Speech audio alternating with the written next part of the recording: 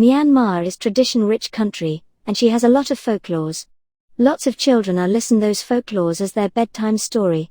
I will be reading 30 Burmese tales written by Maung Htin Aung in this series. In this tale, I will be reading The Frog Maiden. Please subscribe and click the bell button to get notification when we upload new tales.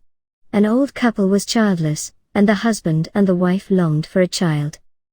So when the wife found that she was with child, they were overjoyed, but to their great disappointment, the wife gave birth not to a human child, but to a little she-frog.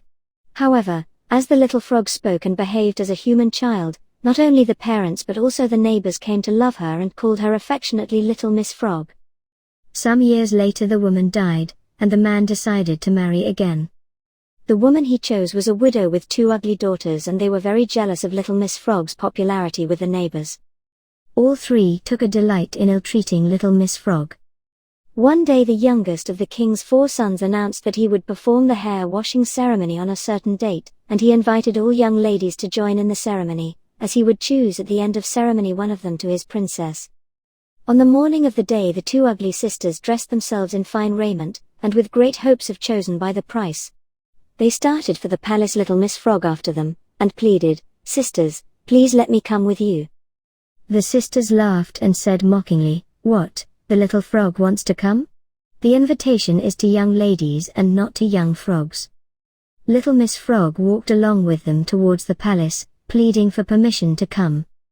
But the sisters were adamant, and so at the palace gates, she was left behind. However, she spoke sweetly to the guards that they allowed her to go in. Little Miss Frog found hundreds of young ladies gathered round the pool full of lilies in the palace grounds. And she took her place among them and waited for the prince. The prince now appeared, and washed his hair in the pool. The ladies also let down their hair and joined in the ceremony. At the end of the ceremony, the prince declared that as the ladies were all beautiful, he did not know whom to choose, and so he would throw a posy of jasmines into the air, and the lady on whose head the posy fell would his princess. The prince then threw the posy into the air, and all the ladies present looked up expectantly. The posy, however, fell on Little Frog's head, to the great annoyance of the ladies, especially the 2 stepsisters. The prince also was disappointed, but he felt that he should keep his word. So Little Miss Frog was married to Prince, and she became Little Princess Frog. Some time later, the old king called his 4 sons to him, and said, "My sons, I am now too old to country, and I want to retire to the forest and become a hermit. So I must appoint one of you as my successor. As I love you alike, I will give you a task to perform, and who performs it successfully shall be king in my place. The task is, bring me a golden deer at sunrise on the 7th day from now." The youngest prince went home to Little Princess Frog and told her about the task. "What, only a golden deer?" exclaimed Princess Frog. "Eat as usual, my prince, and on the day I will give you the golden deer." So the youngest prince stayed at home, while the 3 elder princes went into the forest in search of golden deer. On the 7th day before sunrise, Little Princess Frog woke up her husband and said, "Go to the palace, prince, and here is your golden deer." The young prince looked, then rubbed his eyes, and looked again.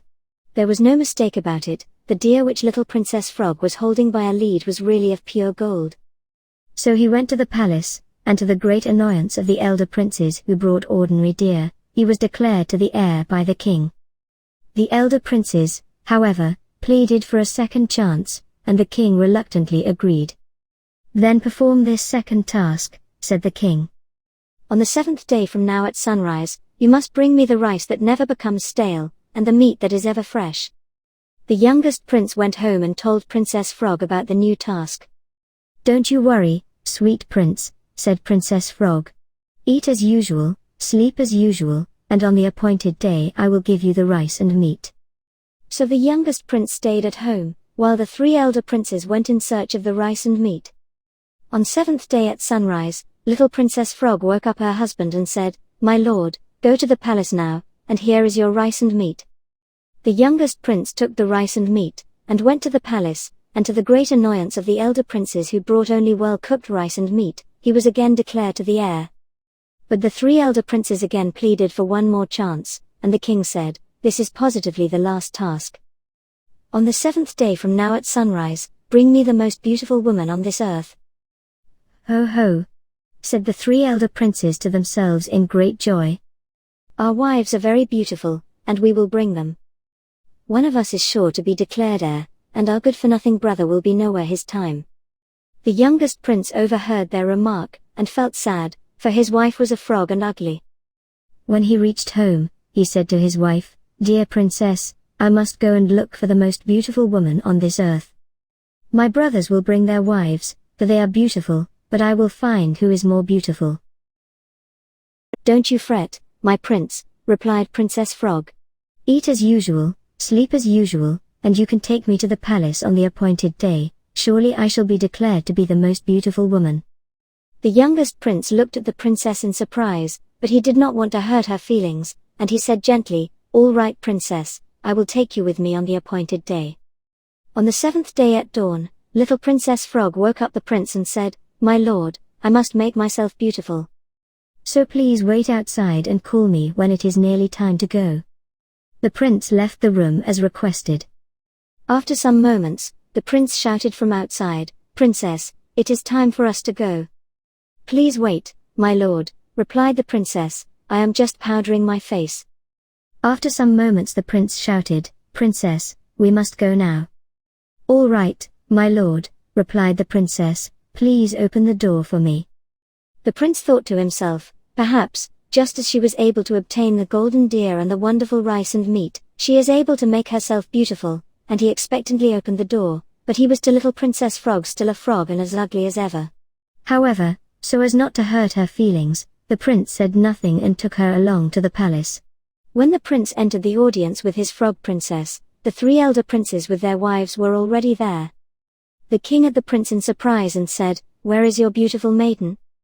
"I will answer for the prince, my king," said the frog princess. "I am his maiden." She then took off her frog skin and a beautiful maiden dressed in silk and satin. The king declared her to the most beautiful maiden in the world, and selected the prince as his successor on the throne. The prince asked his princess never to put on the ugly frog skin again, and the frog princess, to accede to his request, threw the skin into the fire. That is the end of the tale, The Frog Maiden. Read by me, Emma, Timber Music Channel. Please subscribe and click the bell button to get notification when we upload new tales.